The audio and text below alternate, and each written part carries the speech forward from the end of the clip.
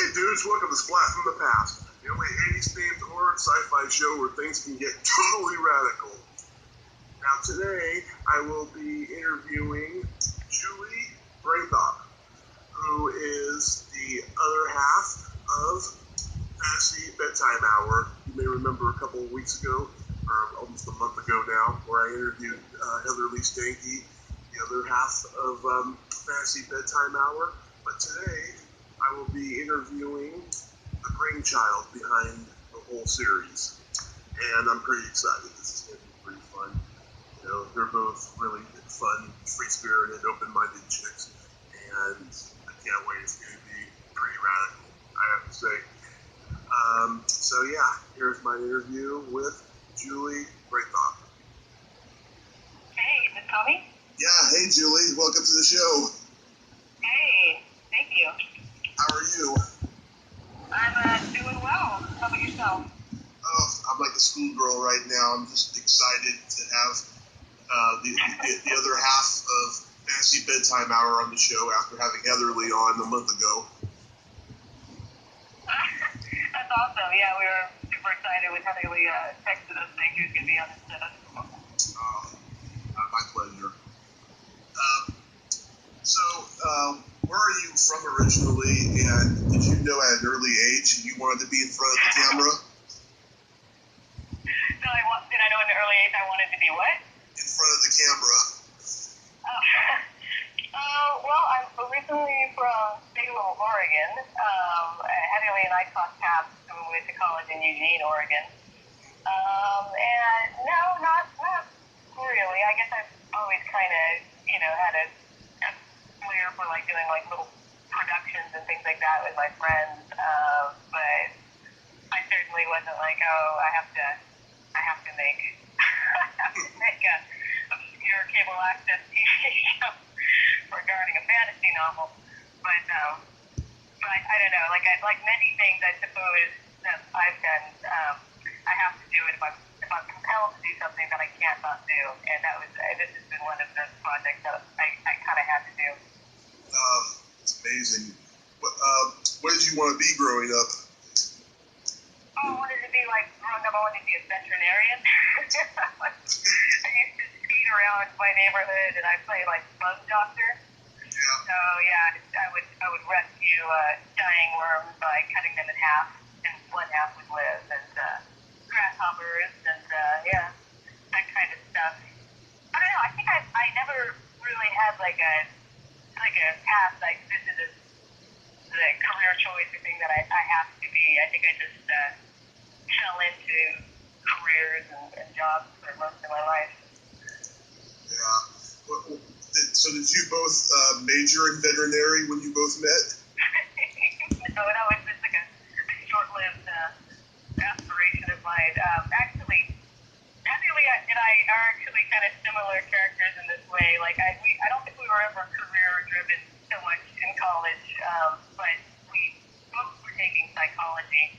For Heather Lee, that might have been because she was actually pretty good at it. Heather Lee's a super good listener and really empathetic and really good at giving advice and stuff.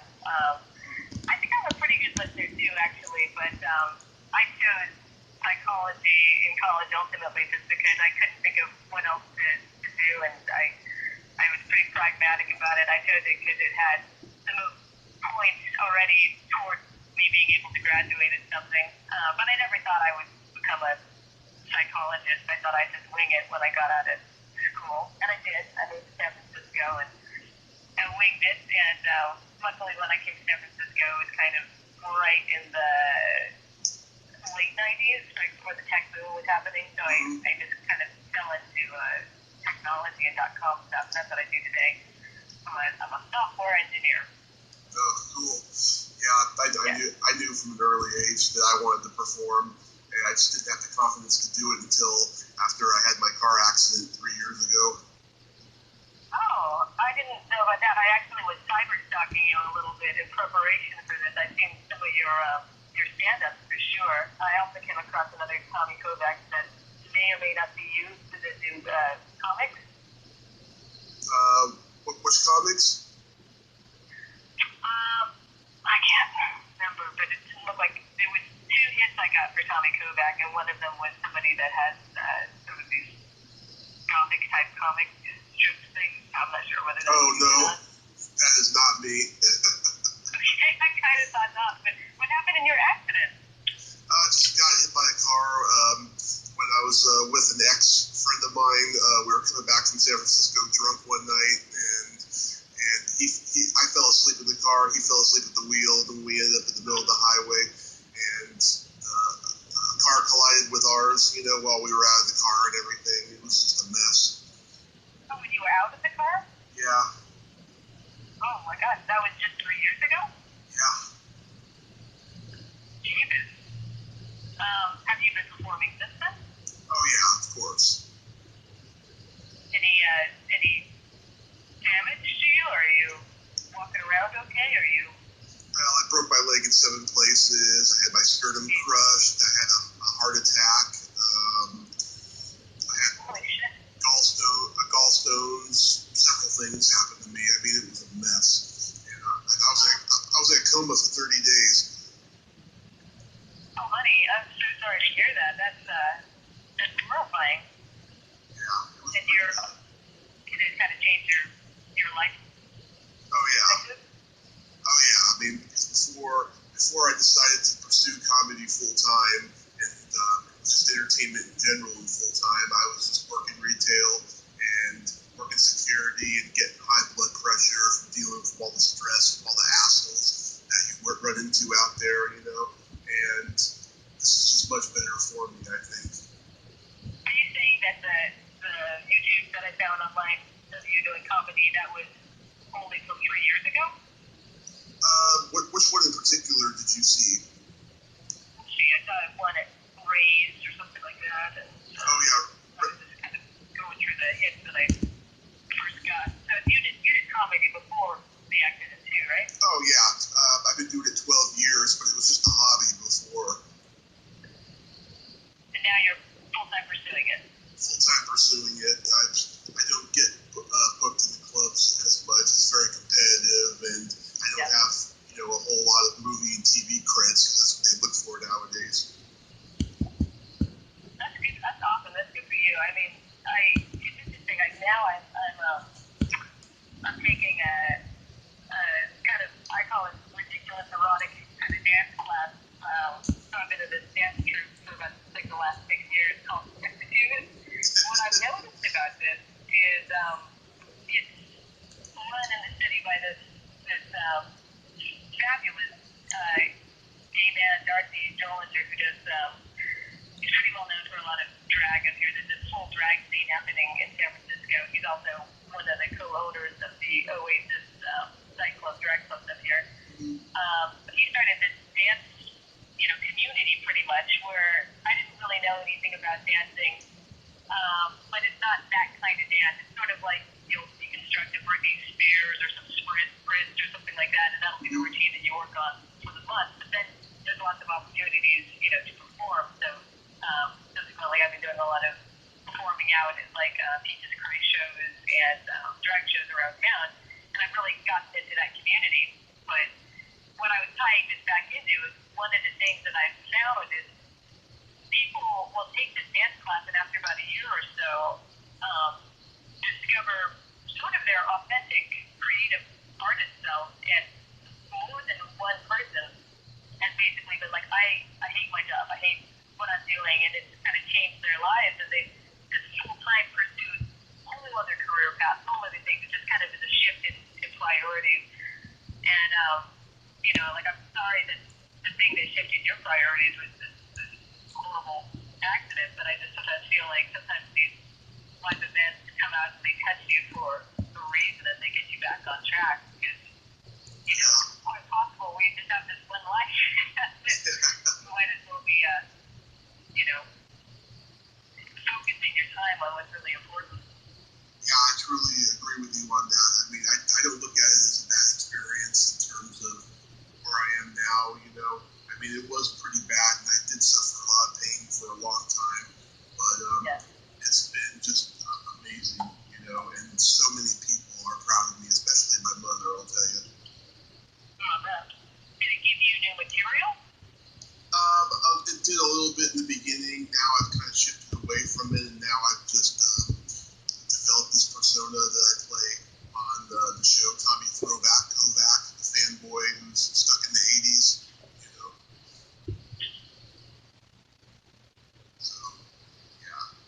flowed pretty well that way.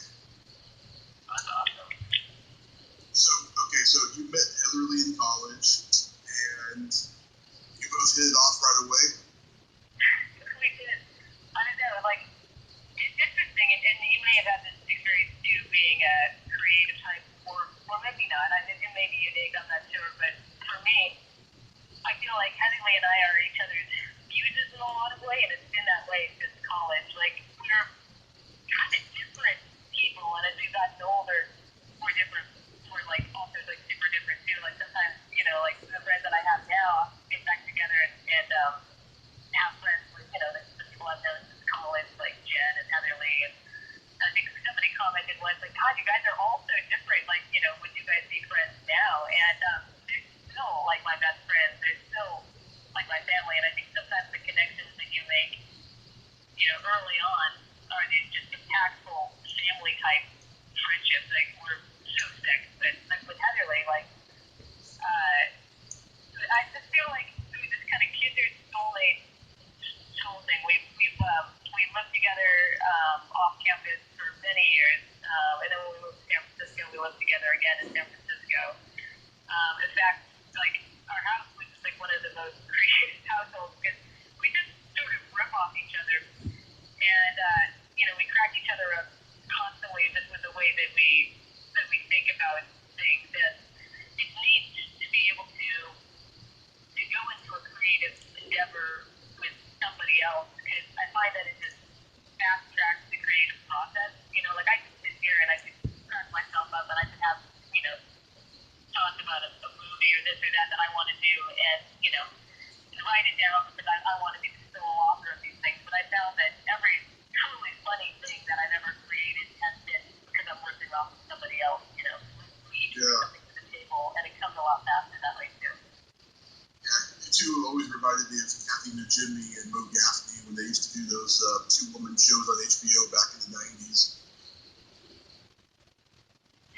Oh, and you kind of cut out there for a second. Sorry. Oh, I said, you two always reminded me of Kathy Najimy and Mo Gaffney back in the 90s when they used to do those two-woman shows on HBO. Oh, nice. I gotta look that up. Yeah, it's pretty funny. Nice. So how did you... Were you an expert in Lewis thing? Am I an expert in what? Were you an expert in Lewis thing? Had you read the book? No, actually. I actually didn't know the book until I saw the show. Oh no, poor Stephen O'Donnellson. There's actually people out there that didn't know about the book and then learned about it from the show.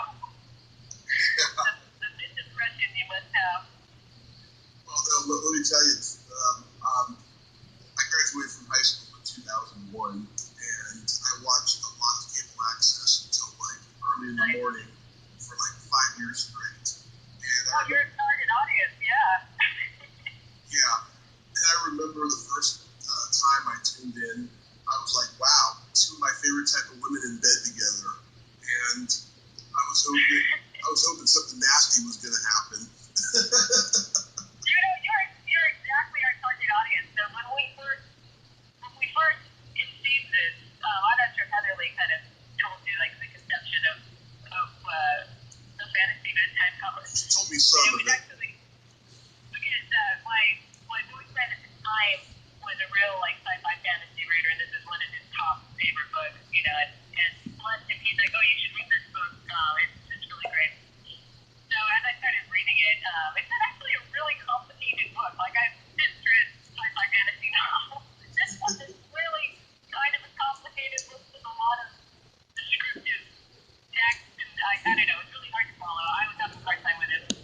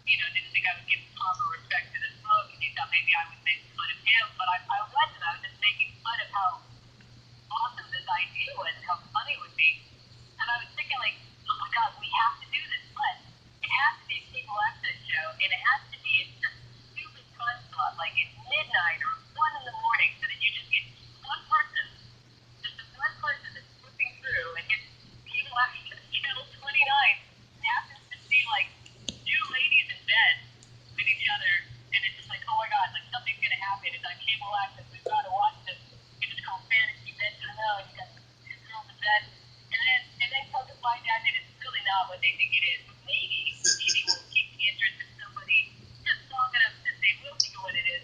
And then I thought, okay, we're probably going to lose, 80% of those people that are disappointed if they're not getting what they want. But 20% of those people feel like, oh my God, I have read that book. I totally get this joke.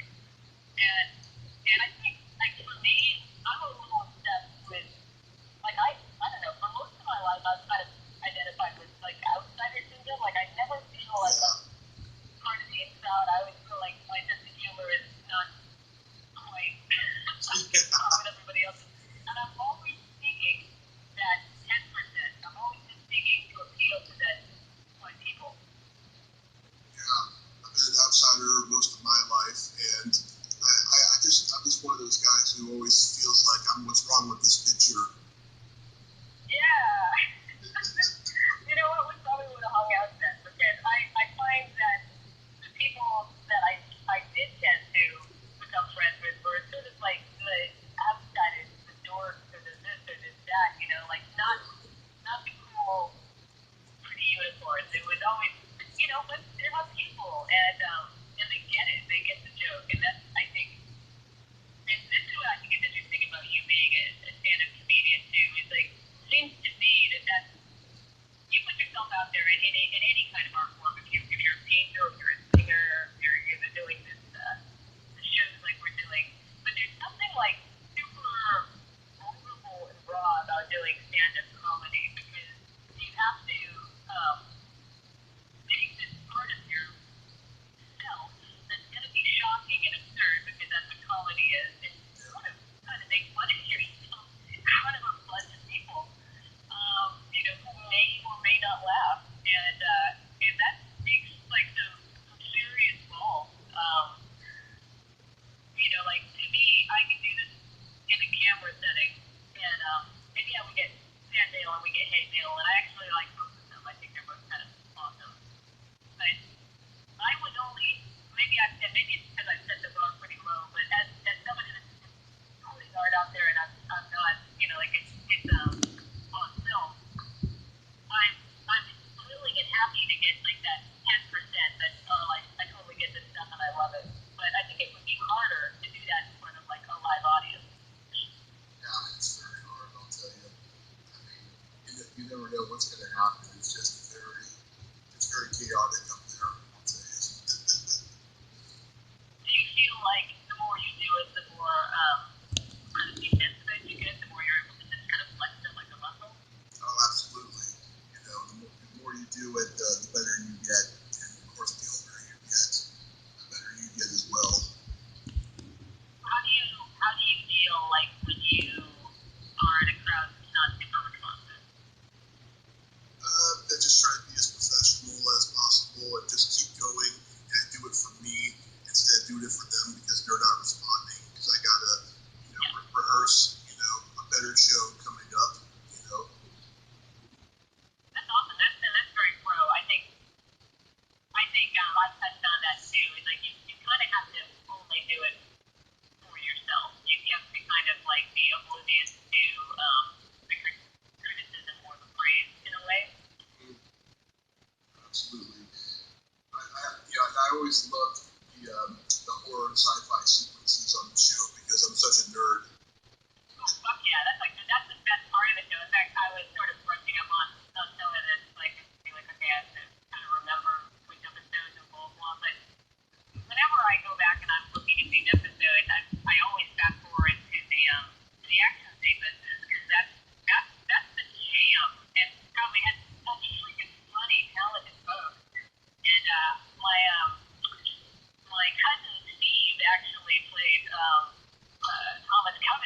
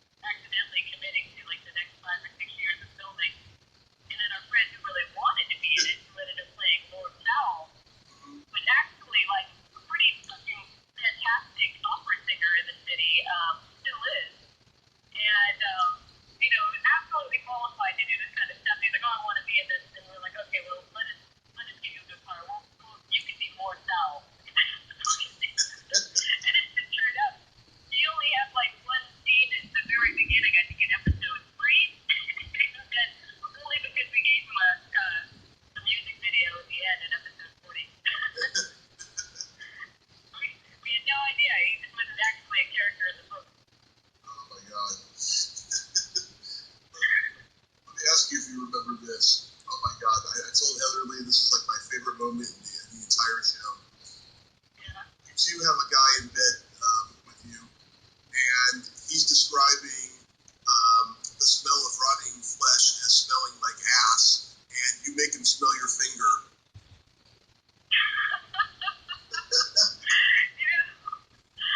I don't remember that actually. Yeah, it's my favorite. I'd have to look at that episode again. Yeah. I'm sure Heather Lee does. Heather Lee remembers every single moment of everything. Yeah, that was one of the first ones, and you laughed exactly the same way as you are now. Oh my God. Yeah, that was such a, I don't know, that was probably like the heyday of awesome times and awesome people, I think, in my life. I've since done other projects here and there, but nothing that I felt was as compelling or as life changing as that. What was awesome about doing a show like Fantasy Bedtime Hour was when we first started it, we knew we had to do it, and we just figured it was this sort of inside joke that we were just going to take to the end. And the first 4 episodes, we were seeking out our friends, which is why Tygo Higgins was the default expert, because he was the only people we knew that had read and understood the book. And he turned out to be like an absolute gem of a character, so we had to make a recurring expert role for him, and plus he insisted on that. And then after about the 3rd or 4th episode, I remember getting our very first email of somebody that, in all seriousness, was like applying like it was a job. Like, I have read Lord Bane and I understood it, and I would like to be an expert on your show. And when we first started getting strangers, that started blowing my mind. About after episode 4 or 5, for the most part, we had a couple or a few people always in the queue that were just strangers that, had seen the show either online or they'd seen the show on cable access. And it was just cool kind of scheduling that and just meeting absolute, strangers. Like, come to the house and, you'd have a glass of wine or something, kind of lubricate the situation a little bit, and then just come into the bedroom and film, and we had the same jacket for everybody, we had the same setup for everybody, we got really good at putting the whole thing down, and so, yeah, and then we got pretty good at editing too. We started using iMovie to begin with, and doing it off an iMac instead of print, and generously loaned me that I was paying off and finally paid off, and then, we were borrowing cameras to begin with, and then finally, I was able to afford, like, our own camera. But as we started getting really into this stuff, it became something that I started becoming obsessed with the cameras and the technology, and, how we were going to do this ourselves, because I felt like one of the biggest things is it's so prolific to have an idea. Everybody's got a good idea, and especially if you have a lot of creative friends. Everybody's got really good ideas, but the real secret, I think, is executing them and putting something out there, even if it's not, it's sticking to this, like, we have to put something up, we have to treat it like a job. And like, some episodes were way better than others, but I would just be like, I consider it a win just to get one out there once a month, when we were trying to get it that way. Yeah, my God. Yeah, if I had been in a better place emotionally at that time, God, I would have definitely loved to have been on that show and stuff, but it wasn't the right time for me, because I was just going through a lot. Because after I graduated high school, I took care of my grandma for 9 months until she passed, and I was just depressed for like 4 years after that. And then I started doing comedy, and I lost 130 pounds because I was very heavy at that time. Yeah.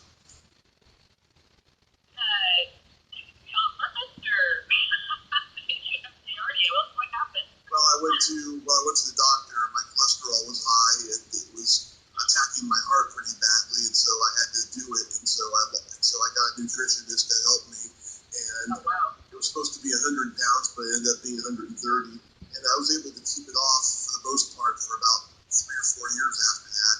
And I started drinking, and then I gained weight. And that's what eventually led to my accident. But yeah, it was a pretty dark time. But as I look back on it now, I think, oh my God, it prepared me for my present. Yeah, I mean, everything, no matter how much it sucks, and hopefully we get through it, prepares us for some part of the present now. I mean, like, it's interesting. My dad's now wife did something that was just a flippant comment, but it just stuck with me through the years. And I just got divorced from my husband, like I at 2013, and comparing to 2008. But when she met him, and he was kind of this recluse, and I remember her saying something to me about how, if life is tough for him now, it's only going to get harder. And that really kind of stuck with me in terms of how I deal with things and how I see other people dealing with things. Like, if I see people, not dealing with things so well now, I can secretly in my mind, I feel bad for them because I'm like, well, today is the salad day. Today is the easiest it's going to be right now for your life, and it just gets fucking harder every day. It's like a never-ending game of Pac-Man. It's harder and harder. That's a great analogy. I love that.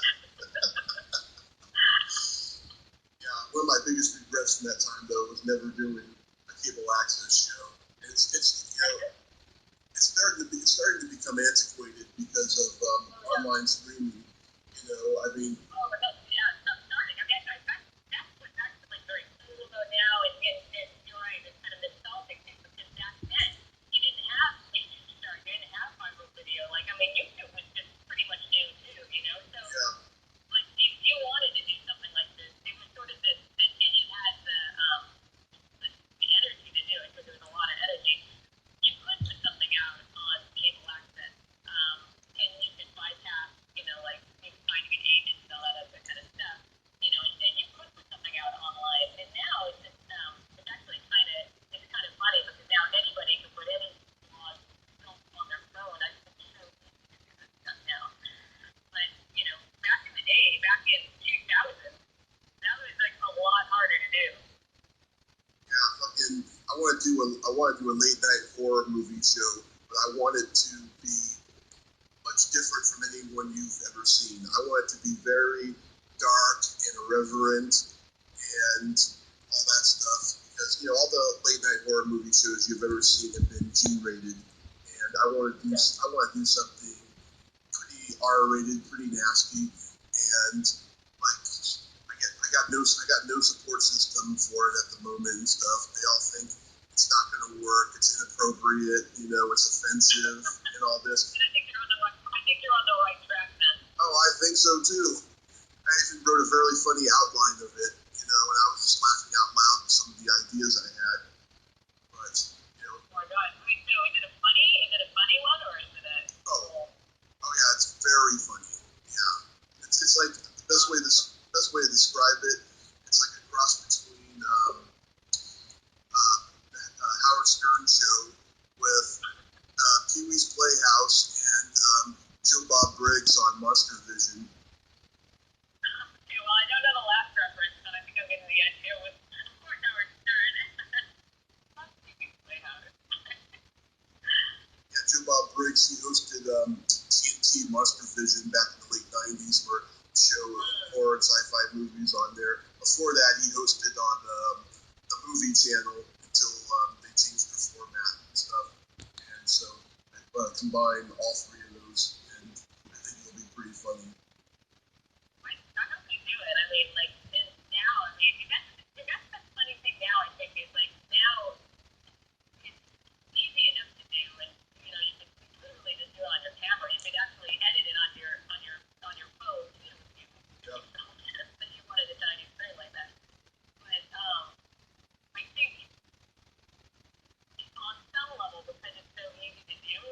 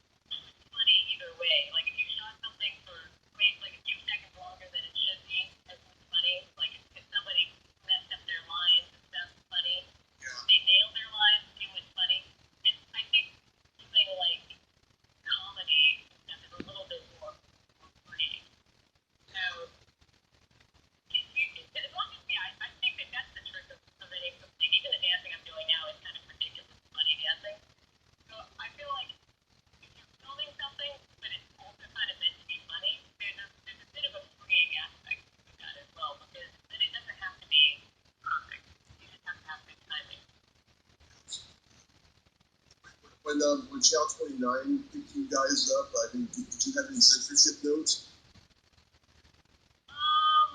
Not really. For the first time that we did this, we actually decided that we tried to get on after 10 o'clock because we had stricter standards prior to 10 o'clock.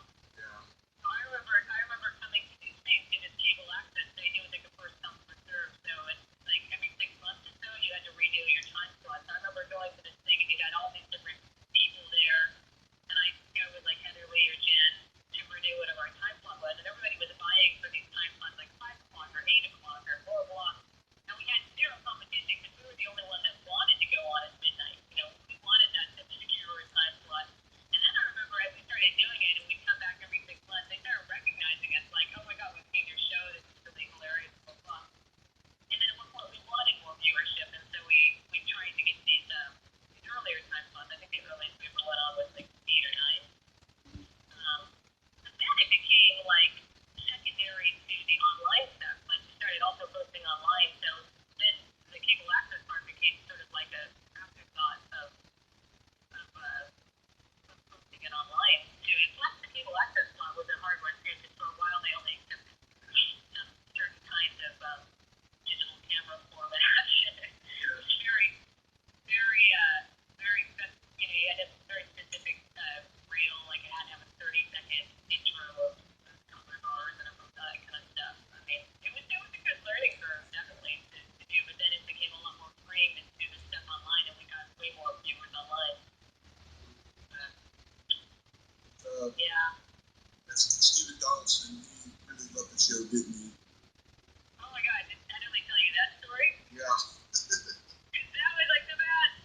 What is the best? And I think I read this on some of your posts too, is when you actually go and meet these people, you know, that you enjoy their work and stuff, and you become friends with them, it's very surreal. Now I feel like I'm friends with Stephen or Donaldson. It's true. It's not like we're hanging out all the time or anything like that, but you know, like we got to go to his wedding. I mean, like how freaking cool is that? Wow. I'm yet to do that with somebody. You know, like I mean, who would have thought? I think that was like genuinely like the memorable time in my life that I was absolutely starstruck. You know, like when we first started corresponding with Stephen R. Donaldson, and I just remember every correspondence, my stomach would drop and my mouth would get all dry, and I'd be like, oh my god. We're either going to get like a cease and desist or you know, or other. And luckily we got other. Like, luckily he's a good sport and he really likes it. That's good. Yeah. I mean, I've never really heard any stories about you know, people, you know, being offended by somebody's interpretation of their work. I'm sure there is some out there, but others, no, not really. Like I heard George Lucas, he loves it when people satirize Star Wars. You know what? I think you're right. I think we found that because cameraman Jen, who is also like a good friend of ours, basically took it to another level. She like started like really getting into camera work and like really getting into doing props. And she's always been like super active in these forums. So she was always, I think she basically created like online interest and stuff for us. But yeah, she was always like super into anything like sci-fi and particularly like that kind of I guess the way that we like dorkify everything on the show. But she got it for sure. Like I don't know, like probably like I'd say like more than a handful of our experts were going epic for her. Yeah. Heather Lee won't tell me what you two wore under the sheets. She will say. Yeah. Well, I will say this: like Heather Lee and I are extremely close, and when we first did acid together in college, I remember Jen being a darling. It was just like I'll be your acid tourist guide through this. We took it, and I remember we were just so close with Heather Lee. We were just like naked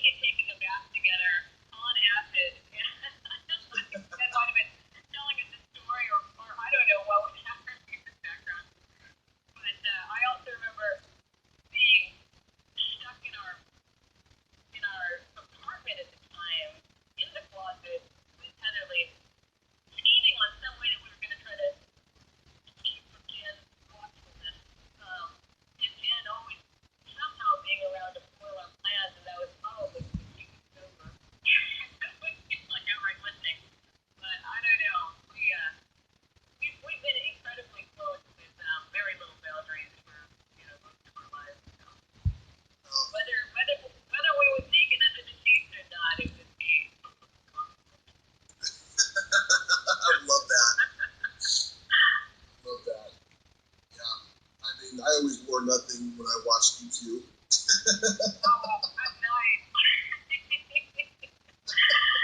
Too bad. I wish you would have reached out to us. I think you would have been a great fantasy action sequence player. Yeah, it just wasn't the right time for me. You know? But have you two ever thought about reviving the show and maybe talk about another book if you've already played that book to death already? Well, we have we kind of talked about like going in a different route. We didn't want to do like another show, I think, like that. But ultimately, no. I mean, we had sort of closed up one idea that we wanted to do with the same people. But we never quite saw that one for launch. So I don't know. It takes a lot out of you to do a show, and I suppose we never moved on quite past the idea stage after that. Like I said, like I think to pull the trigger on something, for me anyway, it has to be something that I can't not do. Like it has to be like it has to take on a life of its own. And nothing really is since done that after fantasy bedtime hour. Although I will say that I wrote I co-authored a zombie erotica fiction. Ooh. And you can download now on Amazon called Dead On Hard Honor. Oh, love that. Oh, I love it. Dead On. Oh yeah. Dead On Hard Honor. Oh, I gotta check that out. That is some well-written shit. Yeah. So like in stand-up, would you say that most folks that are doing stand-up are fighting demons, kind of? Definitely. Have a darkness? Definitely, because all the comedians, not all of them, but a lot of the ones who I consider real comedians, because there's so many fucking wannabes who are comedians out there. Ones who are real and stuff, I can see that they're just very aloof and quiet when they're not performing. I can see that there's a darkness there. You know? Yeah. You feel like you got a darkness to them? Of course. Yeah. Yeah. It's stuff that just goes back to childhood, you know. I didn't have a very easy upbringing. I got bullied a lot, and it was really tough, you know, but it made me a stronger person. Do you find like with generation now that is so PC and that everybody needs to have a safe room in the office and a nice cry and things like that, that it's harder to be humorous or to find a place where there's humor? Because I feel like part of what makes something humorous is being kind of like shocking or appalling, and it's surprising. Well, yeah, that's my speech. Do you feel like the audiences now are too offended or too big? It can be. It depends on who you perform for. But my thing is this: I don't care who gets offended. I just want to focus on the people who are not offended. You know, and if it may be one person or 30 people in the audience, you know, that's great. But I don't pay attention to the people who are offended. You know, and if they say something, I'll have a witty come back or something, but I'm not gonna focus on that person. I'm not gonna say, hey. You've been heckled before, like while you're doing stand-up? Oh, every comedian has been heckled, yes. But in terms of, I haven't really had a heckler say, oh, that's not funny, that's inappropriate. I haven't really had that per se, but I've had like a heckler say like, okay, I did this bit where like it's a really contradicting bit where I'm like, saying, I can't get girls because of this and that, and then I turn it around and I make it kind of chauvinistic, and then there was this crazy old woman that was there. It was in a coffee house. There was like 10 people there. And she was like, yeah, I can see why you don't have a girlfriend or something like that, and that kind of shit because she doesn't know me and she hasn't seen me perform before, you know. Right. So are you able to kind of use stuff like that though to make it funny to it around? Oh yeah, at times, you know. I mean, I can tell you so many funny stories. Oh my God, the first 6 months I ever did stand up, right? Did you ever go to the Brainwash Cafe?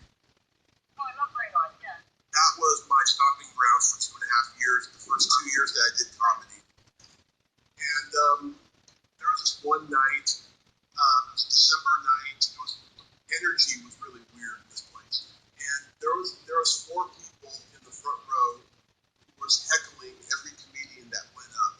They were like 18 to 20 years old, in college, and they looked like they had money, and they were just assholes to every comic, right? And so I'm comic number 17 on the list, right? And around comic number 13, I noticed that all these comedians are just fucking ripping into them every time that they get ripped by these people. And I'm thinking to myself, I'm not going to let that happen. I'm going to rip into them from the moment I get on there. But what am I going to say, right? So I think to myself, okay, I see the way they're dressed and the way they're coming off as. Okay, I know what I'm going to do. So I go on, and the first thing I say is, hey guys, enjoying your night? Oh, by the way, 1985 called. They want St. Elmo's Fire back. The place caved in, laughing hysterically. And guess what? Those 4, they got up and they left.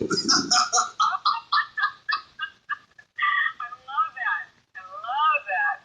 Yeah. Hero is triumphant. That's one of my favorite early stand-up memories. And I don't think I ever had a moment like that again during those 2 years that I was at the Brainwash. Oh my God. I love that. That's awesome. I love stories of vindication. So good. Do you have a good one? You know, actually, one thing that does come to mind is, I know ill will about this boyfriend that turned me on to low self-esteem, but one of the things that sometimes is enough to compel me to do something is when somebody to my face tells me I can't do it. And I remember this boyfriend, you know, when I was telling him how rad this idea was, he was like, on more than one occasion, telling me to my face that I'll never do it. It's never going to happen. I'm not going to do it, right? And I think I just reached critical mass where I was just like, fuck you. And I had to do it, and I just like latched onto this.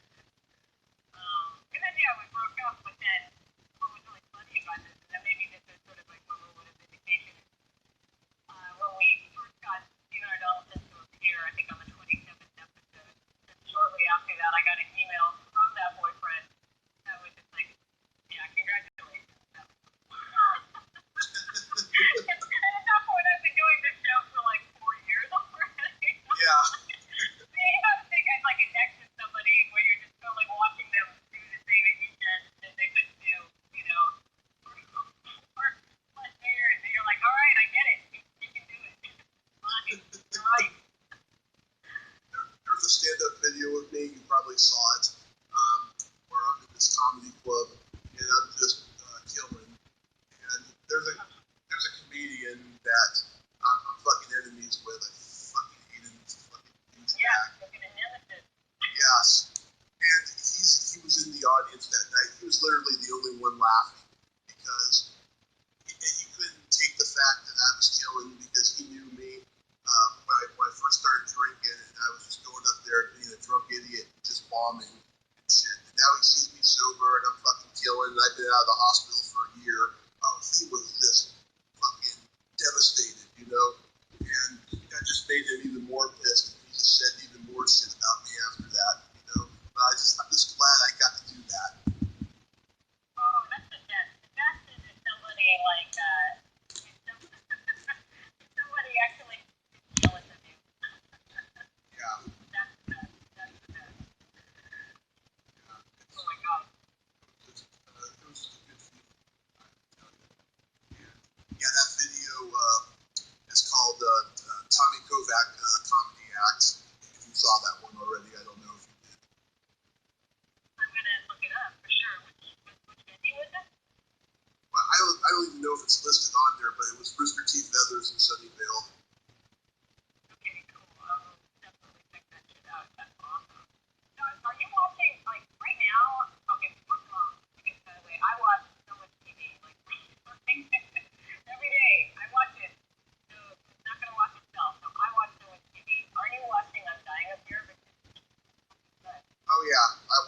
Stein up here, and I actually like the first season better. This season is just getting a little too, a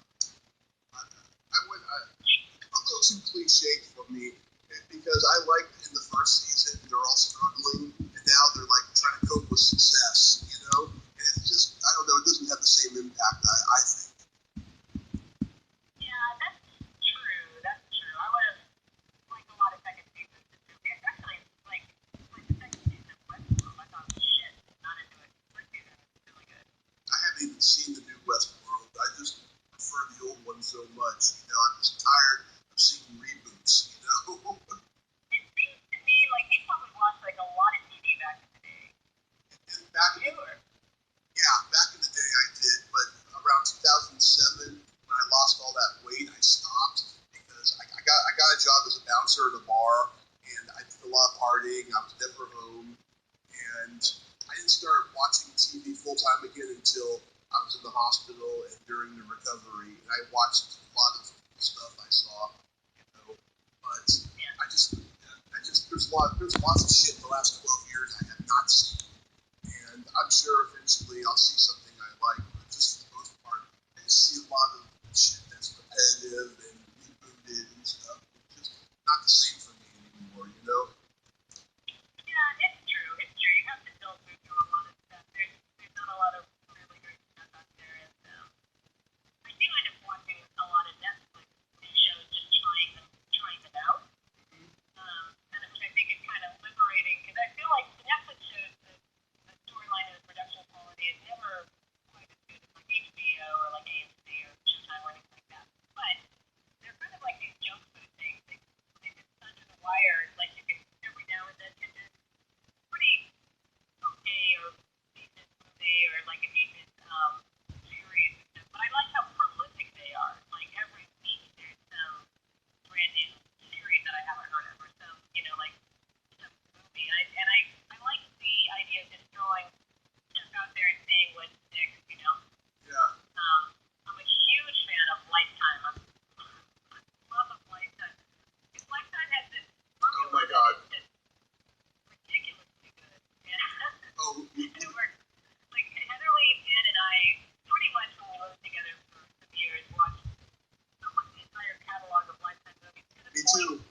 That most of the time we would put something on there that we'd already seen. What it was. And we could kind of summarize what the plot line was and everything. But Lifetime movies are amazing because you can put them on in the background. And they'll pick a scene for the weekend. It'll be like, cheating husband's weekend, or, Or a rape victim. weekend. Or a rape victim. It's always like, Or a rape victim or something. Yeah, no, yeah, exactly. Or like, rape weekend of incest, or so good. Like, I think they even had their own Flowers in the Attic series, which was amazing. So good. Wow, I missed that. Oh my God. Yeah. So somebody had to do Flowers in the Attic. I'm actually surprised it hasn't made it to like a big. Oh, it actually has. It actually has. Back in the late 80s, Christy Swanson was in it. Oh, no way. Yeah, it was. Oh my God. Where have I been? I don't know the Flowers in the Attic TV movie. Well, I have to warn you. All the incest was cut out. Oh, well, that's fun in that. I think I have the book. Yeah. About the incest. Well, because it was shot at New World Pictures. At that time, New World Pictures, after Roger Corman had sold the company, they wanted to do their version of like mainstream fare, and they would do sometimes adaptations of novels, and they would cut out the controversial shit. And that's what they did for Flowers in the Attic. And so it's not great because of all that shit was cut out, but it's still a decent movie for what it is. It's got a great cast. Check that out. The newer version, I think, has Heather Graham as the mother. Oh, And it does address the incest. So that's good. They have that on. I think Lifetime has that. I'm not sure if it's a Lifetime, if it's Lifetime funded or just that they happen to air it, but that's what I thought. hate to come off as gay, but I used to own all the Lifetime movies on VHS. I used to tape them all back in the day. Oh my God, that's so rad. Yeah, I was had one actually from DVD called The Other Sister, which was Julia playing oh yeah. mentally handicapped young woman. Oh yeah. That's a great movie. I know it's so hard. Okay, like I love that's actually one of my favorite genres is people that aren't mentally handicapped playing mentally handicapped people because you never know how that's gonna go. And I think the only one that really nailed it was DiCaprio and What Did He Do for Free. Yeah, I have Asperger's syndrome, so like I like all those kind of movies too, disability stuff. Love it. You never know how somebody's gonna approach the disability. Yeah, it's like in Tropic Thunder, Never Go Full Retard. Oh my God! Yes, exactly. That was very true. Actually, Tropic Thunder was really good. Me and my ex-girlfriend, we went to go see that movie on our first date, and we're in the theater making out, and I'm just laughing at what I'm hearing on screen. I just cannot focus on the making out. I mean, we were both just laughing our asses off. Oh my God! It sounds like probably like the perfect film for you. She would have been. I fucked it up. She fucked it up. And we both acknowledged it. We're both friends on Facebook, and we talk occasionally. But I don't think we'll ever. No, we're both single, but I don't think we'll ever get back together because I'm in California and she's in Colorado now. You might have got that together if she was still in town. Maybe. But yeah, I mean, it was. We had some pretty wild times during that summer that we were together. But yeah, it would have been nice. I mean, I thought she was going to be the girl that I was going to eventually marry, even in that short time, But I'm actually glad I didn't because I actually love being single. Yeah, I know what you mean with that too. And also, like, sometimes I feel like if you can be friends with somebody, that's a longer lasting than a completing relationship. Yeah, all my friends are girls. I hang out with tomboys and stuff. I always have. Yeah. Yeah. You don't have many dude friends? I do. I'm kind of separating myself from them in recent years because of my accident. There was a guy I was hanging out with. Guy friends let me down big time. He certainly did. This one guy friend I had since high school recently that we're not hanging out much anymore because he's happy being a failure and doing drugs and shit. And he'd rather do that than pursue show business with me. And he's an actor, and he's a really good actor. So I'm kind of separating myself from the guys because the girls don't let me down as much, at least. I do have girls let me down, but not like the guys do. Yeah, I think it's true. I mean, it makes sense that you should definitely surround yourself, with people that have like ambitions or that are, I guess, same values. Yeah, I mean, he and I did a lot of amazing stuff at the time that I got out of the hospital. We went to hella cool rock concerts. We went to conventions to meet 80s movie actors and stuff. And we had a lot of fun together. But he's got demons that he's hiding from me, and he still won't tell me what's going through his mind. I mean, I know some of it, but he won't tell me the whole picture. He's just embarrassed, and so we need to be apart right now. Well, maybe in time. Let's see. But I wanted to ask though, Heather Lee told me this that you girls almost got picked up by HBO. I don't know that we almost got picked up by HBO, but I think that it was.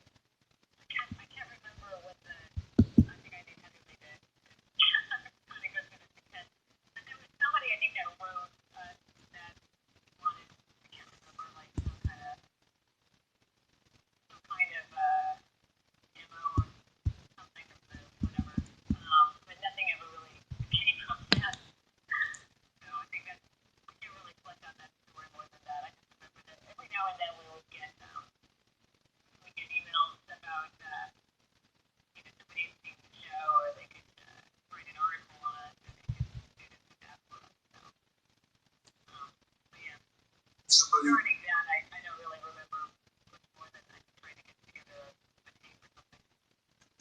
you write an article about you? Oh yeah, that was actually funny.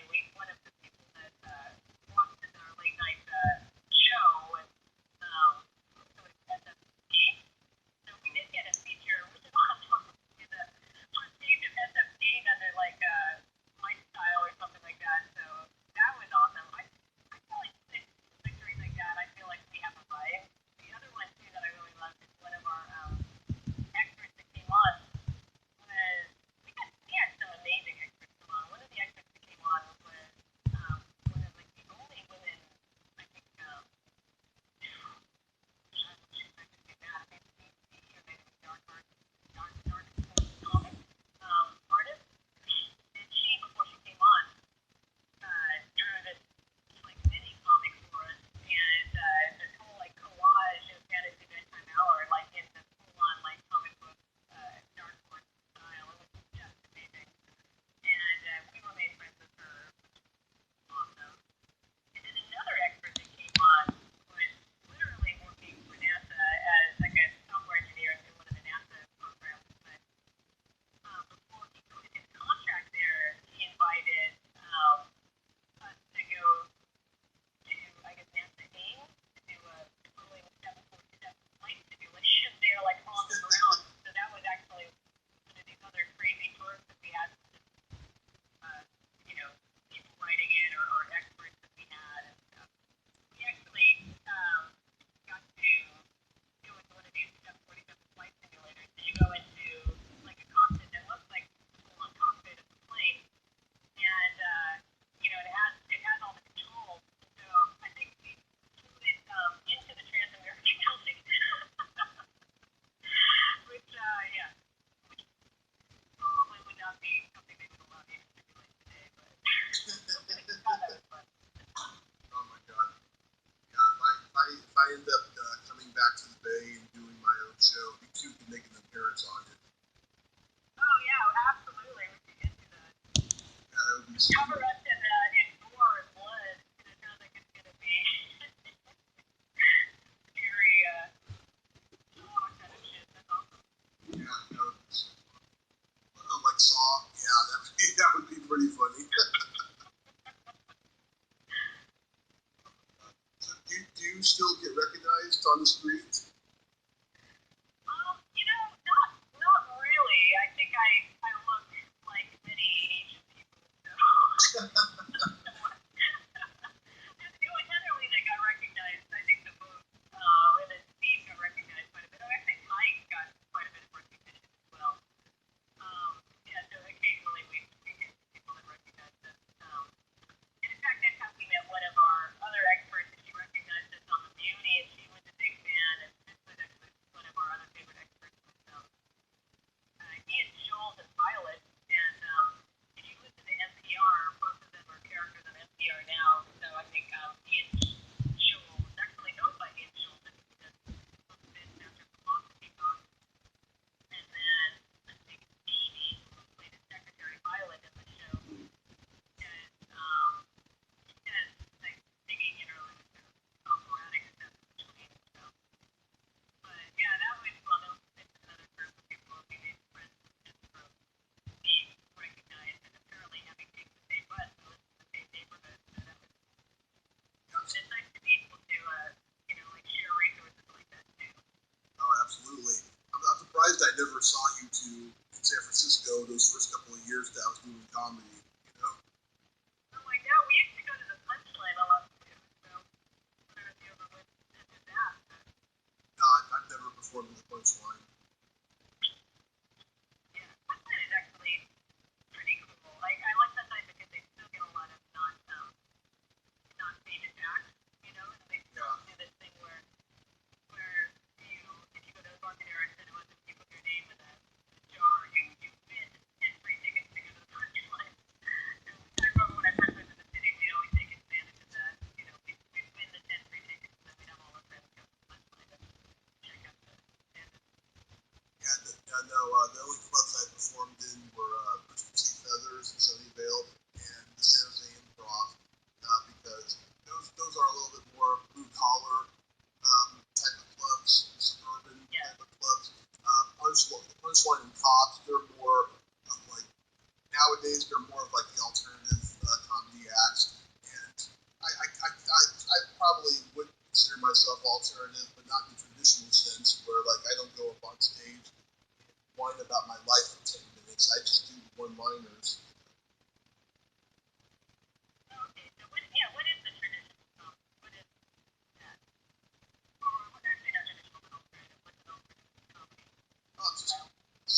somebody who's doing like performance artist type of shit, just whining for 10 minutes about why their life sucks, whining about politics, just somebody who just basically is doing all these like 10-minute bits about one thing. And it's pretty dark and it's pretty self-deprecating. I mean, I do get self-deprecating, but in one-liner form because I'm a pretty good joke writer. You know who I love, and I was happy to see her get a Netflix show, is Maria Bamford. Oh, so I just love that she's just absolutely.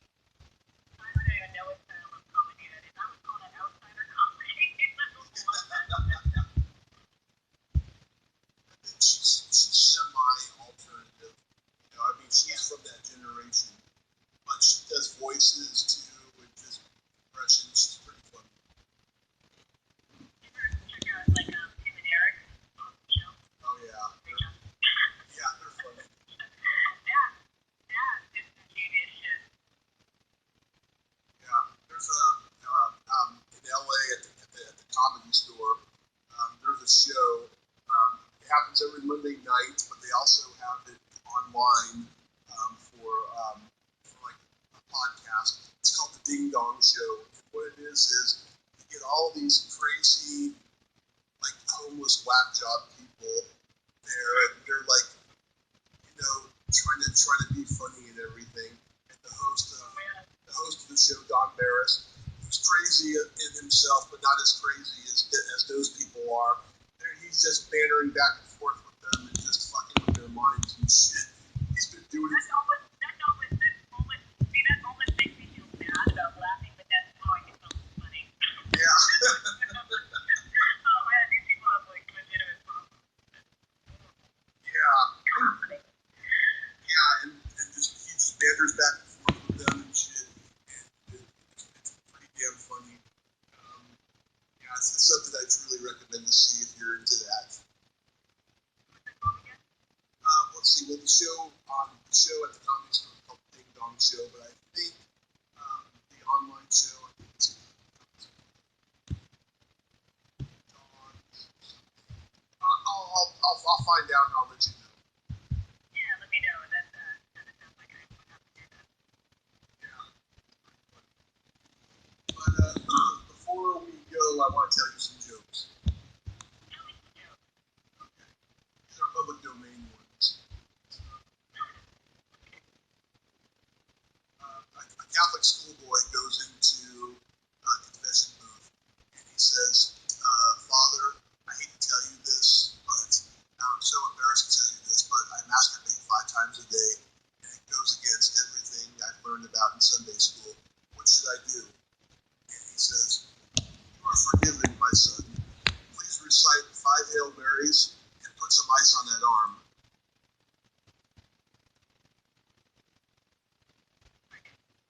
What? I'm trying to. You're the second person that's gone over their head, by the way. I'm trying. Okay. All right. Yeah. I'm trying to think like. Okay. Baby's arm. What? Did I miss something? What? If he's masturbating 5 times a day, it's going to hurt his arm. You get it? No. Sorry.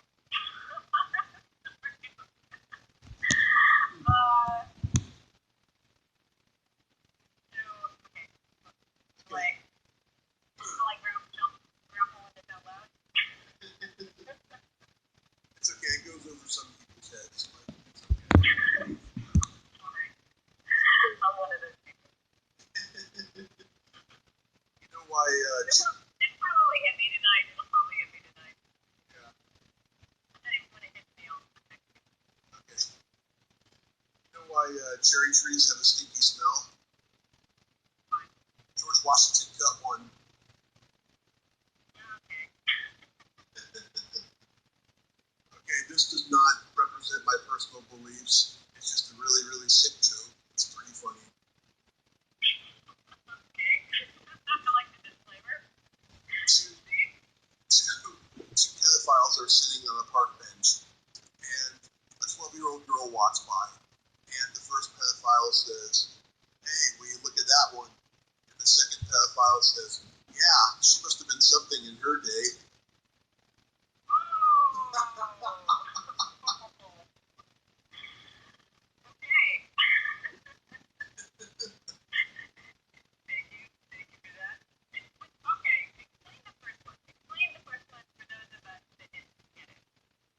When you're masturbating 5 times a day, your arm is going to hurt you, so you have to put ice on that arm.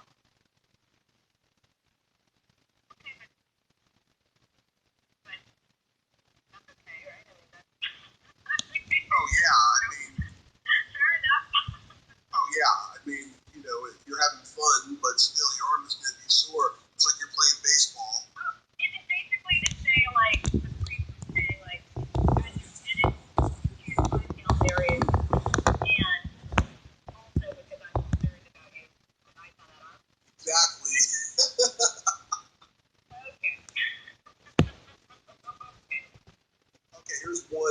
Here's one you will get, because this is a classic Eddie Murphy joke that he told to a couple 13-year-olds in the audience of the special.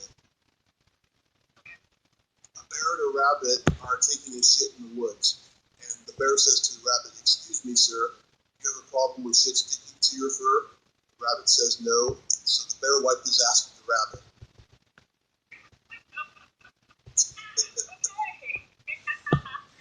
Okay, I do get that one. I don't like it. I'm on track for the 13-year-old. I can understand sophisticated 13-year-old people. I'm so happy about that. Oh my God, I feel so good about this. You know, I feel like that we've really bonded and connected over the last hour and a half. I would consider us friends. You can add me to the list. Oh, that's so great. I just hope I pronounced your name right at the beginning of the show. Your last name. Do it again. Let's see. Julie Breithaupt. Breithaupt. No, it's actually Breithaupt. Breithaupt. The son is right, but it's not. Breithaupt. Yeah. I don't like to say I don't care. If I have a name like that, I'm gonna ask it for it. Well, there's been 2 guests I've had who were mad that I mispronounced her name at the beginning of the show, and one of them asked me if I could like go back and fix it, and I said, "Well, stay tuned until the end because I actually pronounced it the right way." And he's like, "Oh, okay," you know. I don't even care. I have zero bucks to give it. Well, thank you so much, Tommy. It's so good getting to meet you, and I really appreciate you reaching out and making me walk through memory lane here. Oh, my pleasure, you know. And I'm gonna try to come down to the Bay next month. I do got a convention I have to go to in Santa Clara, and I'm just trying to find somebody who will like take me in for a week because I can't afford a hotel and shit. But yeah, I would love to, you know, aim to do another date, you know. Absolutely. She's actually around Sunnyvale, so if you're performing, let us know. We'd love to check it out. Well, I'll see if I end up doing any comedy sets that week. I probably will. You know, I don't know if it will be in that area and stuff. I'm from San Mateo, so I do a lot of shows down there when I'm there, open mics and stuff. Okay. Well, I mean, you know, it's all Bay Area. We can definitely, you know, come and see you. We'd love to check out your act. Yeah, there's just some. No heckling either. There's some people, you know, they're like, "Oh, I don't think I want to drive that far just to see you perform." And it's like, you know what? You drive far to see me perform in the comedy clubs. That fucking helps me out because then they'll want to hire me. The more people I bring in, because they're bringer shows, they're called, you know. But they just don't get that. They don't get that concept. They don't, and I know it sucks because it's in the middle of the week and they have work the next day. But you know, it's not my rules; it's the club's rules, you know. Yeah, totally. Totally, I get that. They just don't get it. But actually, I'm seeing a show tonight you probably would totally love. It's a one-woman show called I Know Me.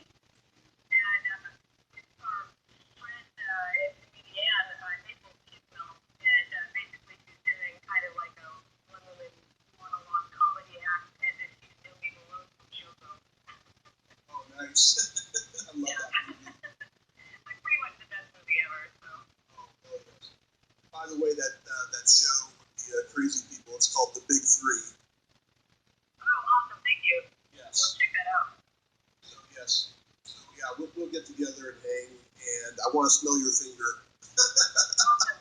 I'll make sure it's ready for you. Yeah, just as long as it's stinky, I'm a happy guy. Fair enough. All right. Well, thank you so much, Julie. This was a lot of fun, and I hope you enjoy the rest of your day. And I'll be tagging you this on Facebook. Awesome. Can't wait. Thanks, Tommy. My pleasure. Bye. Well, there you have it. Julie Breithaupt. Anxious sweetheart. Thank you so much, Julie. That was just a lot of fun. Oh my God, I just feel like I just connected with you on a deep level. You're so sweet. Thank you so much. If you like this video, everybody, please subscribe to my YouTube channel and give us a friend on Facebook. Join my Tommy Kovac comedian page on Facebook. Follow me on Twitter and Instagram and all that fun stuff. Well, that's all time we have this week on Splat.